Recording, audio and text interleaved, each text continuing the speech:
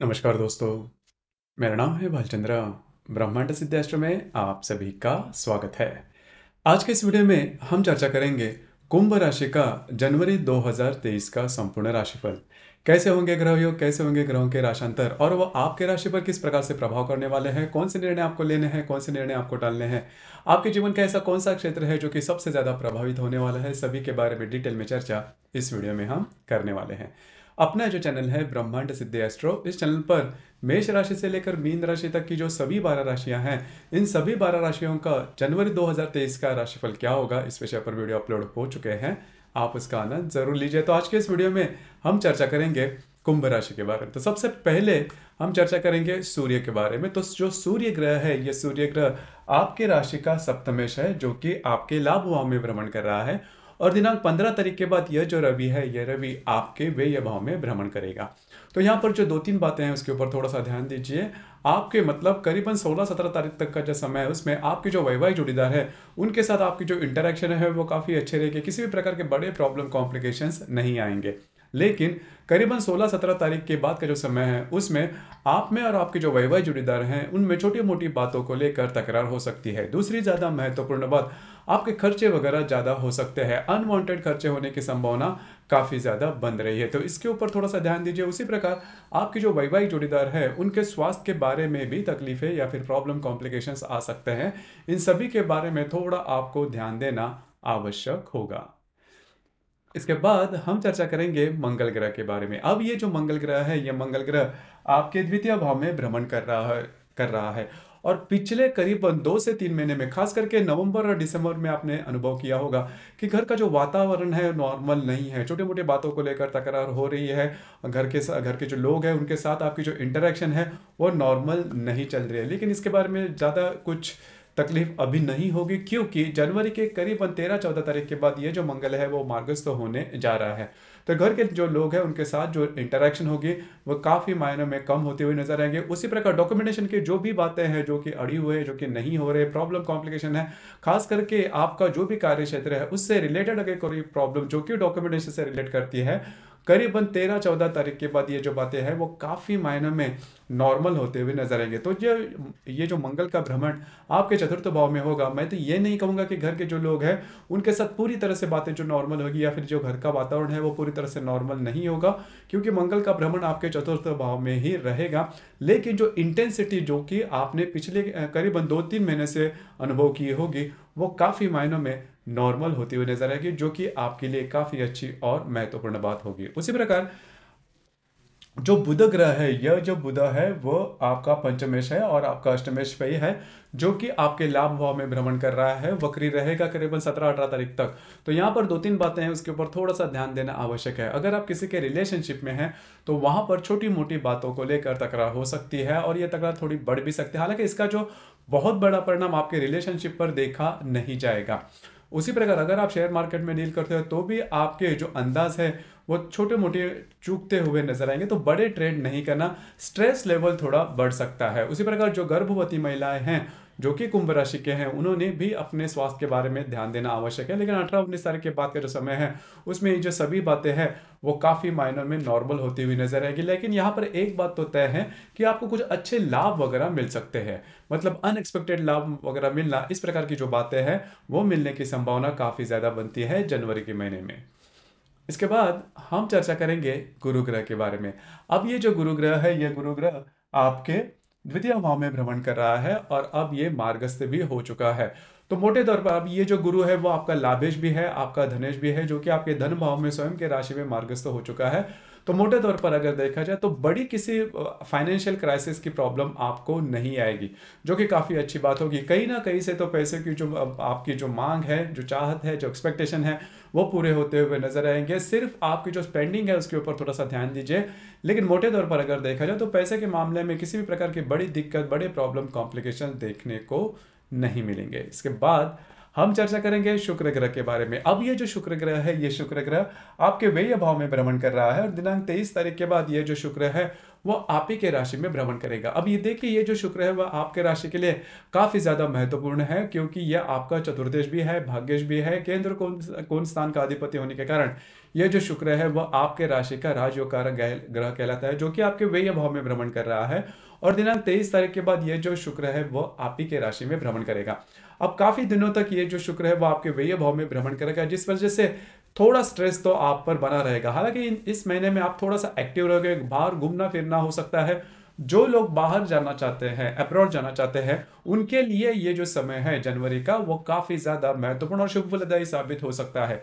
घर के जो लोग हैं उनके साथ भी कहीं बाहर घूमना फिरना हो सकता है, तो थोड़ा सा ट्रैवलिंग ये जो शुक्र है वो दे सकता है। लेकिन आपको अपनी जो स्पेंडिंग है उसके बारे में थोड़ा ध्यान देना आवश्यक है। टेम्पल्स में जाना या फिर थोड़ा सा स्पिरिचुअलिटी भी आप में थोड़ी देखी जा सकती है। तो इस तरीके बाद का जो समय है उसमें ये जो शुक्र है वो आप ही के राशि में भ्रमण करेगा। तो इस तरीके बाद आपका जो कालावधि है वो काफी महीने में अच्छा दिखता हुआ नजर आएगा। अब हम सबसे महत्वपूर्ण बात जो ग्रह है शनि के बारे में चर्चा करेंगे। जैसे कि जो शनि है वो करीबन पिछले 2-2.5 साल से आपके व्यय भाव में भ्रमण कर रहा है और जनवरी के 18 तारीख के बाद ये आप ही के राशि में भ्रमण करेगा। मतलब 7.5 के 2.5 साल जो है वो आपके पूरे हो चुके हैं और जो एक्चुअल जो 7.5 जो कहते हैं वो आपके राशि के लिए शुरू होने जा रही है दिनांक 18 तारीख के बाद। खास करके अगर आपका धनिष्ठा नक्षत्र है तो आपके लिए जो खतरे की घंटी है, मतलब खतरे की घंटी इन द सेंस कि आपके लिए लर्निंग लेसन होंगे। सबसे महत्वपूर्ण बात, किसी भी प्रकार के महत्वपूर्ण निर्णय बिल्कुल भी नहीं लेना आने वाले समय में। मैं जनवरी के बारे में नहीं, आने वाले समय में कह रहा हूं, क्योंकि अगर आप कोई निर्णय किसी भी प्रकार का लेते हो, चाहे वो सही हो या गलत हो, जो भी बात है आउट ऑफ द वे जाके कोई काम करते हो, तो आपके लिए जो बातें हैं वो कॉम्प्लिकेटेड हो सकती है, प्रॉब्लमेटिक हो सकती है। जो आपकी देखिए इसकी बॉटम लाइन यही होती है कि आपके जो अंदाज है वो चूक जाते हैं। तो आपके लिए सबसे इंपॉर्टेंट बात, किसी भी प्रकार के महत्वपूर्ण निर्णय बिल्कुल भी नहीं लेना। अगर लेते हो तो प्रॉब्लम कॉम्प्लिकेशन में आ सकते हो। यदि आपका रवि या फिर चंद्रमा दोनों भी, यदि कोई भी ग्रह यदि धनिष्ठा नक्षत्र में है तो आपके लिए प्रॉब्लम वाली बात हो सकती है। खास करके अगर आपकी कुंभ राशि और धनिष्ठा नक्षत्र है तो ये जो शनि है वो आपके लिए प्रॉब्लम कॉम्प्लिकेशंस लेके आ सकता है। तो जो सीधी सीधी जो बात है वही पर चलना। अगर कुछ कुछ उल्टा करने को जाते हो या फिर कोई रिस्क लेना चाहते हो या फिर आउट ऑफ द वे जाके कोई काम करना चाहते हो तो आपके लिए जो बातें हैं वो कॉम्प्लिकेटेड हो सकती है। स्वास्थ्य के बारे में स्ट्रेस टेंशन ज़्यादा आ सकता है, क्योंकि जैसे पिछले करीबन 2-2.5 सालों में आपने देखा भी होगा कि स्ट्रेस जो बातें हैं वो जैसा आप चाहते हो वो नहीं हो रही है, थोड़ी सी उलट सुलट हो रही है। और जो व्यक्ति है वो भी आपके लिए ऐसा, आप समझ रहे हो कि सामने वाले जो व्यक्ति है वो भी कुछ अलग तरह से आपसे बिहेव कर रहे हैं, लेकिन ऐसी बात नहीं है। आपकी जो राशि है वो 7.5 में चल रही है, तो हर एक राशि के लिए इस प्रकार के जो अनुभव है वो देखे जा सकते हैं। तो कुल मिला के आपको इसके बारे में थोड़ा सा ध्यान देना होगा। जो मैंने शुरुआत में बात कही, जो भी सीधी सीधी बात है, जो भी आपकी नित्य दिनचर्या है, उसी पर अगर आप चलते हो तो बातें आपके लिए ज़्यादा कॉम्प्लिकेटेड नहीं होगी। तो ये बात ध्यान में लेना ज़्यादा आवश्यक है। हालांकि शनि की जो 7.5 जो बीच का जो रहिया जिसे हम कहते हैं वो आपके लिए है, उसके जो परिणाम होंगे वो किस प्रकार का होंगे इसके बारे में हम स्वतंत्र रूप से वीडियो अपलोड करेंगे। लेकिन जो अभी मैंने कहा कि आपको किसी भी प्रकार के आउट ऑफ द वे जाके काम बिल्कुल भी नहीं करने। उसी प्रकार राहु और केतु के बारे में अगर देखा जाए तो जो राहु है वो आपके तृतीय भाव में भ्रमण कर रहा है और जो केतु है वो आपके भाग्य भाव में भ्रमण कर रहा है। हालांकि राहु और केतु के साथ अन्य किसी ग्रह के युति योग या फिर महत्वपूर्ण योग न होने के कारण इसके जो स्वतंत्र परिणाम आपको नहीं मिलेंगे, जो कि काफी अच्छी बात है।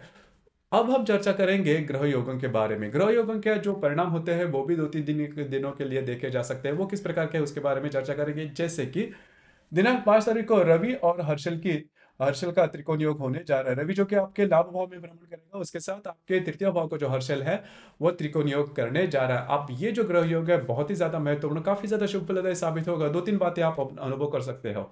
आपके जो मित्र परिवार है उनके साथ कहीं बाहर घूमना फिरना, अच्छी तरह से टाइम एंजॉय करना। उसी प्रकार आपके जो वैवाहिक जोड़ीदार है उनके साथ भी आपकी जो इंटरेक्शन होगी वो काफी अच्छी तरह से हो सकती है। उसी प्रकार किस तरह से पैसे की इनकम कमाई जाए या फिर अनपेक्षित आपको लाभ वगैरह मिलने की संभावना भी इन दिनों में काफी अच्छी बनती है। उसी प्रकार रवि और बुध की युति भी होने जा रही है आपके लाभ भाव में। रवि जैसे कि आपका सप्तमेश है, जो बुध है वो आपका षष्ठेश है, भाग्येश है।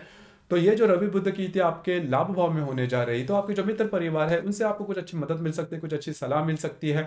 उसी प्रकार अगर आप जॉबलेस हो तो जॉब वगैरह मिलने की संभावना भी काफी अच्छी बनती है। उसी प्रकार अगर आपको कहीं बाहर जाना है जॉब के सिलसिले में तो उसके बारे में भी ये जो समय है वो आपके लिए काफी ज्यादा फेवरेबल साबित हो सकता है। उसी प्रकार दिनांक 8 तारीख को बुध और हर्षल का त्रिकोण योग भी होने जा रहा है। बुध जो कि आपके लाभ भाव में भ्रमण करेगा, उसके साथ आपके तृतीय भाव का जो हर्षल है वह त्रिकोण योग करने जा रहा है। अब ये जो ग्रह योग है आपके लिए बहुत ही ज्यादा महत्वपूर्ण और शुभ फलदायी साबित होगा। आपको आपके जीवन में जो भी कष्ट है, जो भी दुख है, उसके बारे में कुछ अच्छे इंट्यूशंस आपको आ सकते हैं, कुछ अच्छे विचार आपको आ सकते हैं। जरूर उस पर काम कीजिए।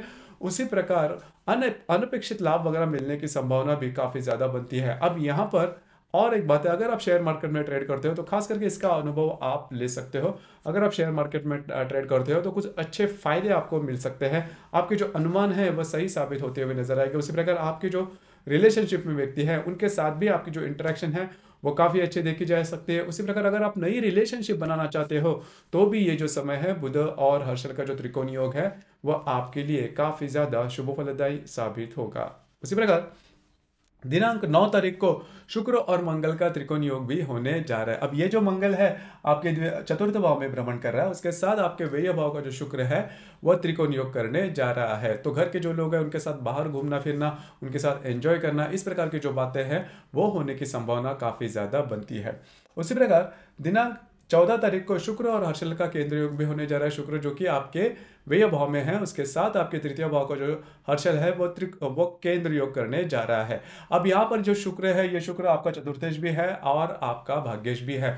तो किसी भी प्रकार के महत्वपूर्ण निर्णय इन दिनों में बिल्कुल भी नहीं लेना। अगर आपको ट्रैवलिंग करनी है तो खुद के स्वास्थ्य के बारे में ध्यान रखना बहुत ज्यादा आवश्यक है, और जिस वजह से आप ट्रैवलिंग करोगे वो वजह पूरे होने की संभावना थोड़ी कम दिखाई देती है। उसी प्रकार आपके घर के जो महिला वर्ग होंगे उनके स्वास्थ्य के बारे में आपको थोड़ा ध्यान देना होगा। तो शुक्र का और हर्षल का जो केंद्र योग है थोड़ा महत्वपूर्ण साबित होगा। उसी प्रकार दिनांक 22 तारीख को शुक्र और शनि की युति भी होने जा रही है आपके व्यय भाव में। हालांकि ये जो युति है वो आपके लिए थोड़ी बहुत स्ट्रेसफुल हो सकती है, खास करके आपको स्वयं के स्वास्थ्य के बारे में थोड़ा ध्यान देना होगा। उसी प्रकार किसी भी प्रकार के महत्वपूर्ण निर्णय इन दिनों में बिल्कुल भी नहीं लेना। हालांकि ये जो युति है दिनांक 22 तारीख को होने जा रही है। उसी प्रकार इस महीने की जो पूर्णिमा है वह दिनांक 6 तारीख को है, और जो अमावस है वो 21 तारीख को है मकर राशि में आपके व्यय भाव में। अब ये जो अमावस है वो भी काफी ज्यादा स्ट्रेसफुल आपको हो सकती है, क्योंकि आपके व्यय भाव में ये अमावस है। शनि जो है आप ही के राशि में भ्रमण करने जा रहा है। उसी प्रकार जो मंगल का भी थोड़ा बहुत प्रभाव यहाँ पर देखा जाएगा। तो जो अमावस्या दिनांक 21 तारीख को और जो 6 तारीख को जो पूर्णिमा, इन दिनों में किसी भी प्रकार के महत्वपूर्ण निर्णय बिल्कुल भी नहीं लेना। अगर लेते हो तो आपके जो निर्णय है वो चूक सकते हैं। तो मोटे तौर पर अगर देखा जाए तो जैसे कि आपको भी पता होगा कि आपके राशि जो है वो 7.5 में है, और जैसे ही जो शनि आपके राशि में भ्रमण करेगा तो स्ट्रेस लेवल थोड़ा आपका बढ़ सकता है। तो कुल मिलाकर एक ही बात मैं कहना चाहूंगा कि किसी भी प्रकार के महत्वपूर्ण निर्णय चाहे वो किसी भी क्षेत्र से रिलेट करने वाले हो, रिलेशनशिप के मामले में हो या फिर प्रेम विवाह के मामले में हो या फिर पैसे के मामले में हो, किसी भी प्रकार के अगर जो भी बातें हैं, जो भी आपको निर्णय लेने हैं वो इस महीने में बिल्कुल नहीं लेना। इस महीने में मतलब आने वाले महीने में भी, क्योंकि आपकी जो राशि है वो एक्चुअल अभी 7.5 में जा रही है। तो इसकी वजह से जो भी आप निर्णय लोगे वो चूकेंगे, या फिर सामने वाले व्यक्ति वो अलग ही प्रकार से आपसे बिहेव करेंगे।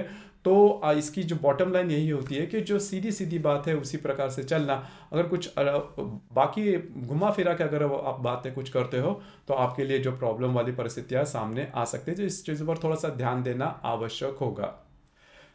तो दोस्तों ये था कुंभ राशि का जनवरी 2023 का संपूर्ण राशिफल। आपको ये राशिफल कैसे लगा, आपने किस प्रकार से अनुभव किया, नीचे कमेंट बॉक्स में जरूर कमेंट करना। और अपना जो चैनल है ब्रह्मांड सिद्धि एस्ट्रो, इसे भी लाइक शेयर और सब्सक्राइब जरूर करना। धन्यवाद।